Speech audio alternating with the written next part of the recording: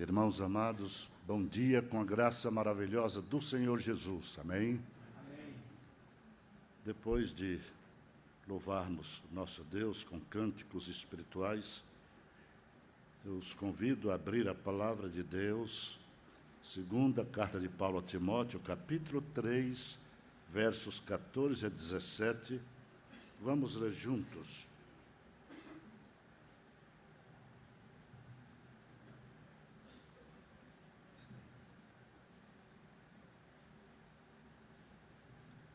Segunda Timóteo, capítulo 3, 14 a 17.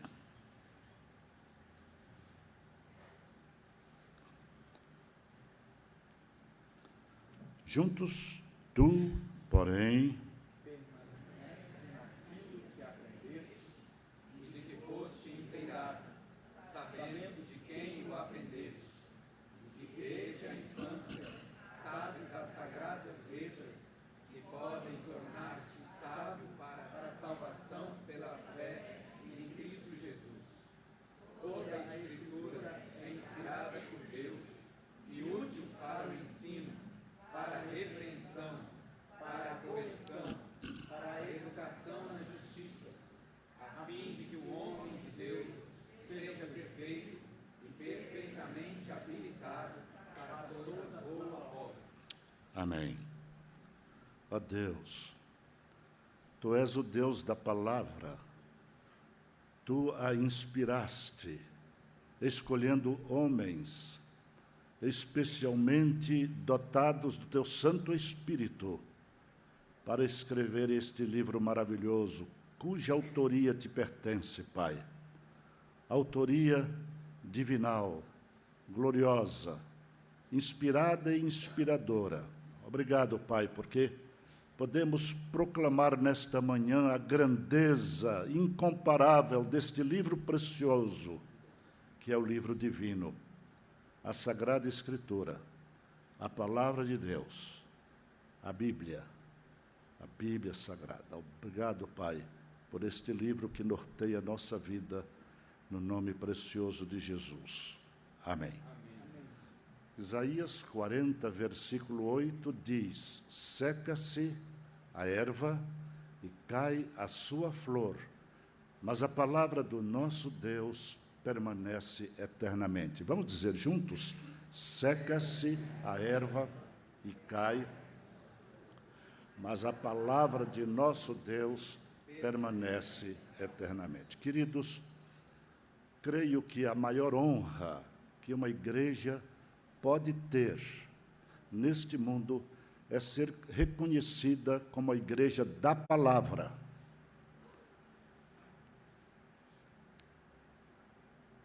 O maior elogio que um cristão pode receber é este.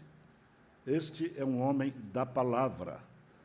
Esta é uma mulher da palavra, porque a sua vida está calcada, firmada na palavra de Deus. Toda religião que não promana da palavra de Deus, toda religião que pretende arrastar milhões e milhões, mas que não está firmada no ensino fiel da palavra de Deus, não pode dizer que é uma igreja do Senhor. Porque foi nesta palavra que a igreja cristã, através dos tempos, ela foi plasmada, ela foi moldada, ela cresceu, ela se desenvolveu, ela enfrentou perseguições tremendas, chegando até hoje, por causa da sua fidelidade à palavra, à Escritura Sagrada. Dwight Moody não foi um grande teólogo, nem teólogo foi.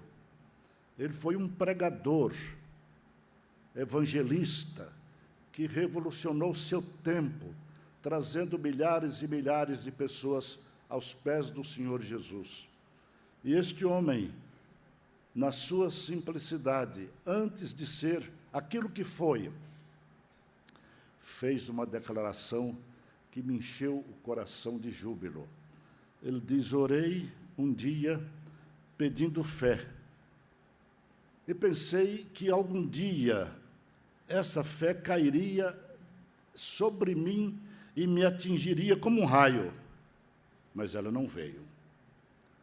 Mas um dia também eu li no capítulo 10, verso 17 de Romanos, que a fé vem pelo ouvir, e ouvir a palavra de Deus. Eles aí, o meu coração encheu de fogo espiritual. A minha vida se encheu do Espírito Santo e eu comecei a crescer para ser o pregador que Deus me permitiu que fosse. George Miller também não foi teólogo, foi um homem, até leigo, e ele resolveu fundar na Inglaterra, em Bristol, um orfanato. Chegou a ter 2.000 órfãos naquele orfanato. E quando as coisas faltavam, o que George Miller fazia com a sua equipe era orar, de joelhos, e Deus providenciava na hora certa todo o suprimento de que ele carecia para os seus centenas de órfãos. E ele também disse uma coisa maravilhosa. Diz que nos primeiros 3 anos, após a sua conversão, ele negligenciou o estudo da palavra de Deus, achando que era desnecessário. Mas desde que ele começou a estudá-la e nela meditar, foi maravilhosamente abençoado por Deus. E se tornou o homem que se tornou, e foi o cristão que foi, e realizou prodígios e maravilhas nas mãos do Senhor, para minimizar a dor e o sofrimento de tantas crianças na Inglaterra. Queridos, a reforma religiosa do século XVI veio para resgatar o lugar de proeminência da Bíblia Sagrada. Primeiramente com Lutero, quando ele afixou aquelas 95 teses, no dia 31 de outubro de 1517, lá na porta da igreja do Castelo, em Wittenberg, e revolucionou a igreja medieval, que estava eivada de erros, de desvios, idolatria, hierarquia, e penitência, e confissão auricular, para desvendar segredos de estados e nações, e uma porção de erros, além do celibato, que trazia problemas tremendos para os líderes religiosos daquela época. Mas também continuou com Calvino, em Genebra, na Suíça, e depois com John Knox, na Escócia, onde a Igreja Reformada tomou o nome de Igreja Presbiteriana. Foi John Knox, não foi Calvino e nem Lutero. Lutero fundou a Igreja Luterana, e lá houve aquelas divisões eclesiásticas. Mas a Igreja Presbiteriana nasceu na Escócia, e John Knox foi aluno de Calvino em Genebra, inspirado pelos seus ensinos e pela palavra de Deus. Ele foi o grande homem que foi, trazendo a palavra de Deus a milhares e milhares de pessoas. A grande obra que Deus realizou na Igreja e no mundo por meio de Lutero e os demais reformadores foi exatamente esta obra, queridos. Colocar a Bíblia no centro da fé cristã, como a única regra de fé e prática. E a Bíblia, espalhada pela Europa, e todos nós sabemos, quando ela foi impressa por João Gutenberg, nos meados do século XV, ela exerceu uma influência tremenda em todas as áreas da vida daqueles países da Europa. Mudou a visão das pessoas. Houve uma influência na política, na vida social, nas artes, na literatura. E também muitos países foram levados a eliminar a escravidão por causa da Bíblia, a palavra de Deus, que prega a liberdade em Cristo Jesus. E nós aqui no Brasil recebemos essa bênção através de missionários que aqui vieram e plantaram igrejas e escolas, há centenas, por todos os rincões desta pátria. esse país só não é melhor porque tem gente ruim nesse país para sobrar.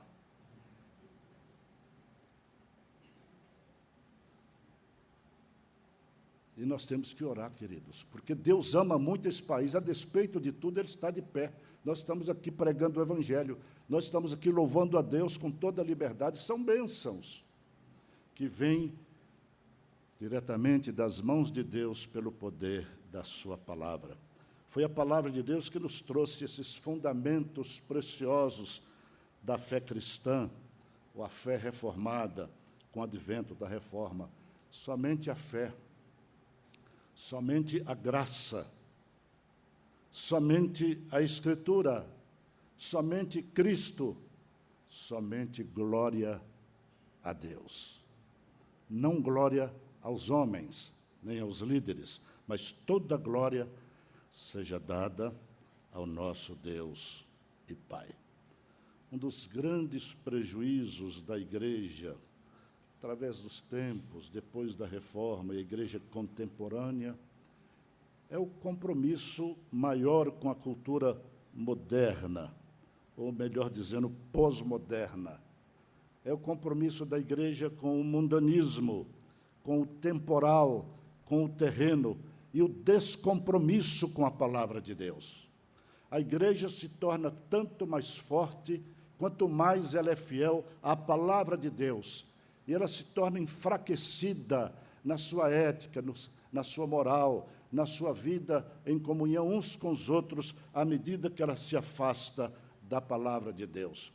Uma igreja apegada à palavra de Deus é uma igreja de oração, é uma igreja que busca o poder do Espírito Santo de Deus, conforme ensinado na sua palavra. E aqui preste atenção. Embora se afirme que a igreja medieval tenha abraçado uma doutrina que exaltava a Escritura, há historiadores que dizem isso. Na prática real, é a sabedoria humana. Na prática real, é a especulação humana que tem determinado aquilo que podia ou não podia ser extraído de um texto bíblico. Em outras palavras, o livre exame da Bíblia para o povo seguir a palavra de Deus foi proibido pela igreja. Onde ficava, então, a autoridade e o poder da palavra de Deus? Nós crescemos quando lemos a palavra de Deus. Ninguém precisa interpretar para nós. Leia, ore, medite, busque a direção do Senhor, e Ele responde. É claro que nós precisamos da igreja, da escola dominical, dos pastores, para nos ensinarem, nos doutrinarem, mas nós, nos nossos cultos particulares, na nossa devoção diária, nas nossas devocionais, devemos nos debruçar sobre a palavra de Deus e buscar nela o alento, o lenitivo, o alimento, a energia, o norte, a direção, para que nós andemos segundo os padrões desta palavra que Deus nos revelou pela sua misericórdia. Queridos, a prioridade na discussão de temas contemporâneos, lamentavelmente, não é a palavra de Deus. A prioridade na discussão que é desenvolvida nas universidades, dos centros intelectuais, o centro não é a palavra de Deus. Pelo contrário, a palavra de Deus é desprezada, é desvalorizada. E eles substituem a palavra de Deus, a revelação da palavra de Deus, por categorias terapêuticas como disfunção, recuperação e outras coisas mais, para citar Michael Horton no livro Reforma Hoje. Os pastores hoje, os líderes das igrejas e os crentes em geral, todos nós, irmãos, nós precisamos urgentemente voltar nossos olhos e nossos corações para a palavra de Deus, a fim de que a igreja não se enfraqueça diante dos desafios e das vicissitudes e dos obstáculos que se lhe antepõem e vão antepor muito mais ainda daqui para frente. Se estivermos firmados na palavra de Deus, nós seremos mais do que vencedores, porque por meio daquele que nos amou, que é Jesus Cristo e que é o centro da palavra. Quero destacar, resumidamente, 3 verdades, queridos, que podem nos ajudar nessa missão de restauração da importância, da proeminência da palavra de Deus na nossa vida pessoal, na vida da igreja do Senhor Jesus. Em primeiro lugar, porque nós temos a mensagem de fé, esperança e de poder, porque temos a palavra de Deus que é eterna. Ela é eterna porque ela é a verdade. E ela é a verdade porque ela é eterna. Se não fosse eterna, não seria verdade. Porque foi o Senhor que nos revelou. O profeta Isaías declara: seca-se a erva e cai a sua flor, mas a palavra do nosso Deus permanece eternamente. E Jesus, na oração sacerdotal, em João 17, intercede junto ao Pai: não peço, Pai, que os tires do mundo, mas que os livres do mal. Santifica-os na verdade. A tua palavra é a verdade. Jesus está intercedendo por você e por mim, por toda a sua igreja, do passado, do presente e do futuro. Ele continua intercedendo por nós, e Paulo declara isso com todas as letras, que ele está à destra do Pai, intercedendo por nós. Intercedendo é uma marcha constante que não para, intercedendo por nós, para que nós sejamos bênçãos aqui na terra. E é impressionante como Jesus, nesta oração sacerdotal, cita a Escritura 7 vezes. Queridos, é impressionante. Leia João 17 e assinale na sua Bíblia quantas vezes Jesus, suplicando ao Pai para abençoar a sua igreja aqui na terra, cita a palavra de Deus. E ele continua fazendo isso lá à direita do Pai. Como todos sabemos, a Bíblia foi escrita por homens santos, inspirados pelo Espírito Santo. E a Bíblia trata das realidades espirituais e eternas. A Bíblia trata da criação, que a ciência não dá nenhum valor a isso. Mas a declaração mais convincente que possa haver, sem deixar sombra de dúvida, é aquilo que a palavra de Deus descreve com respeito à criação. Tudo aquilo que dizem por aí, cientificamente, a respeito da criação, deixa dúvidas tremendas. E os nossos jovens chegam nas universidades e ficam baratinados, porque eles não têm uma base bíblica suficiente para continuar crendo e enfrentar aqueles argumentos que, para mim, são demoníacos, porque exclui o ensino da palavra de Deus. A Bíblia trata da criação do universo, do homem, da mulher, da família, trata da libertação de um povo e de sua história. É a nossa história, é a sua história, a minha história. A Bíblia é tão rica que ela contém poemas, cânticos espirituais e também profecias que revelam a vontade e os propósitos de Deus para as nossas vidas e para o seu reino aqui na terra. Para mim, uma das verdades mais brilhantes, mais gloriosas, inspiradoras, é que Jesus é o centro da Bíblia, não apenas do Novo Testamento, como muitos pensam. Desde o Gênesis até o Apocalipse, a Bíblia aponta para Jesus Cristo. Desde o Gênesis, no capítulo 3, quando o próprio Deus falou cara a cara com a serpente, Da semente da mulher nascerá um que haverá de esmagar a cabeça da serpente. Amém, queridos? E quando nós confiamos no Senhor, e quando nós enfrentamos os problemas por aí fora, enfrentamos até manifestações demoníacas, nós vemos como o poder de Deus, o poder de Jesus Cristo supera e vence todas essas fortalezas do inimigo. Porque nosso Deus é invencível. E nós temos esta palavra que nos capacita também a sermos mais do que vencedores. Jesus é o centro da Bíblia, tanto no Gênesis, como lá em Isaías e os profetas que profetizam o nascimento de Jesus Cristo.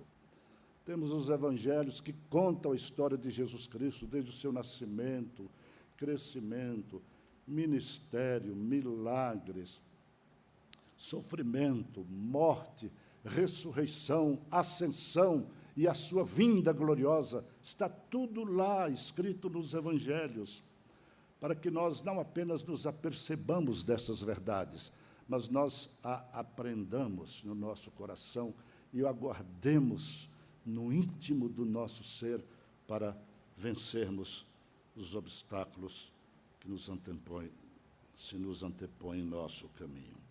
E o Apocalipse termina com a promessa do Senhor Jesus, lá no finalzinho. Como é que Jesus diz? Eis que venho sem... Vamos dizer juntos? Eis que venho sem demora. Como é que a igreja ora respondendo a essa promessa de Jesus? Ora vem, Senhor Jesus. De novo, gente. Ora vem, Senhor Jesus. Amém. Que coisa gloriosa. Mas a Bíblia é o livro que revela o poder de Deus, porque sofreu as maiores perseguições e ela foi milagrosamente preservada. Queridos, houve 10 imperadores romanos que resolveram riscar da história do mundo o cristianismo e começaram a matar cristãos, e matar cristãos aos milhares. Não conseguiu. Quanto mais aqueles infiéis matavam cristãos, mais a igreja crescia. Matar cristão não é uma boa política. Então, eles falam, vamos matar o livro, vamos acabar com o livro deles, porque se nós acabarmos com o livro dos cristãos, nós acabamos com toda a sua motivação. E eles também perdem o entusiasmo de tudo. Ledo engano. Quando resolveram destruir o livro, de todas as formas, apagar a Bíblia da face da terra, eles não sabiam.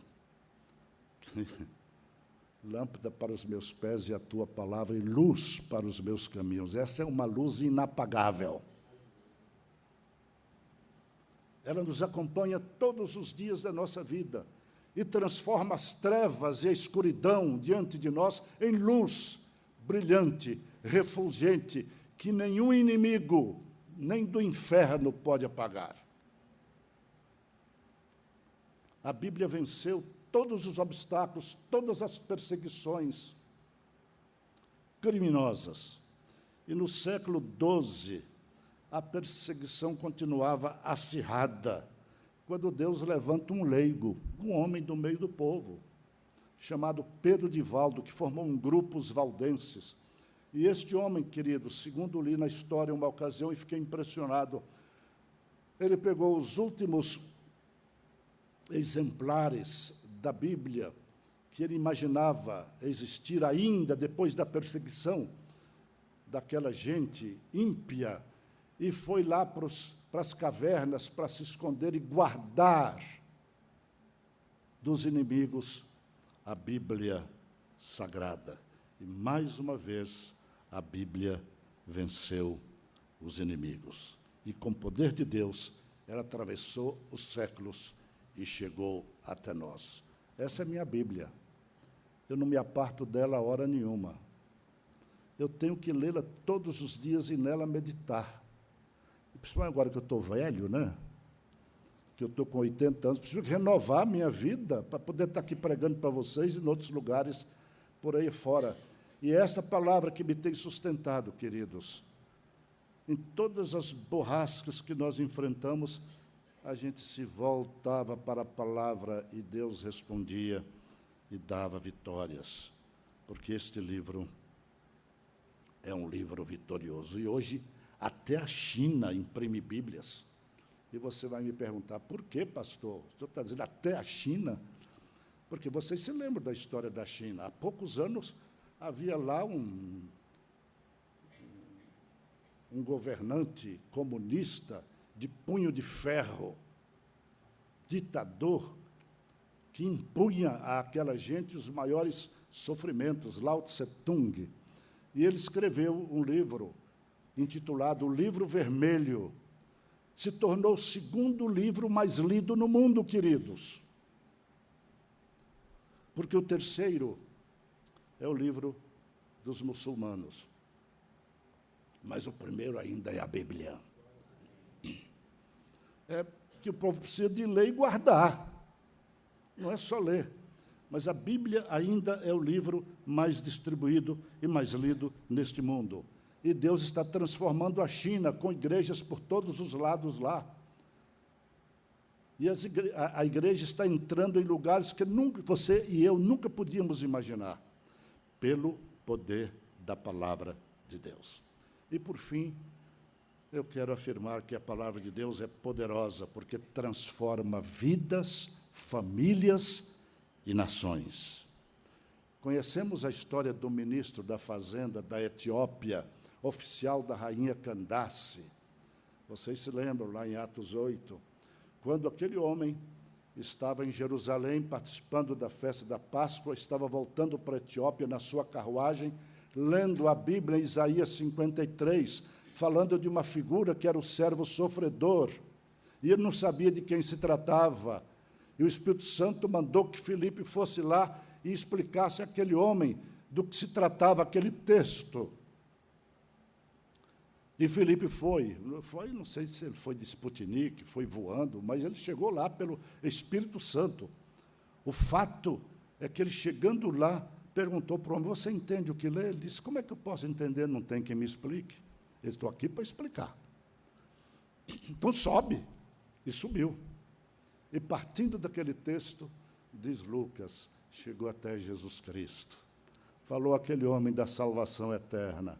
A sua alma estava faminta de Deus, faminta de esperança, faminta da salvação em Cristo Jesus. E chegando perto de um regato, o homem pergunta, nem pede, pergunta para Filipe, o que é que me impede de ser batizado?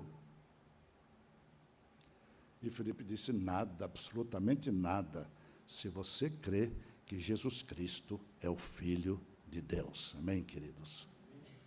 Essa era a confissão de fé daquele tempo. Jesus Cristo é o Filho de Deus. Miguel Riso escreveu um livro sozinha. É a história de uma cidade que não aceitava crentes, não aceitava missionários, não aceitava protestantes, não aceitava ninguém. Mas uma família lá entrou em problemas e alguém sorrateiramente fez chegar uma Bíblia nas mãos daquela família. Aquela família começou a ler a palavra de Deus. Deus fez uma obra extraordinária. E outra família precisava, e aquela família passou a Bíblia para adiante, e depois para mais adiante, e depois para... Daqui, de repente, estava uma multidão de pessoas crendo em Jesus Cristo só pelo poder da palavra de Deus. Só a Escritura. Estrela do Sul, depois, teve uma igreja presbiteriana. Abraham Lincoln, para mim, um dos maiores estadistas do mundo. Ele não conhecia outro livro até os 21 anos, senão a Bíblia, porque sua família era cristã. O título de Abraham Lincoln era O Lenhador. Ele trabalhava na roça, rachando lenha, mas com sacrifício ele fez o curso de Direito. Com sacrifício, ele entrou na política. E ele foi candidato várias vezes à presidência dos Estados Unidos e não conseguia se eleger. Um dia ele se elegeu para se tornar, para mim, um dos maiores estadistas do planeta.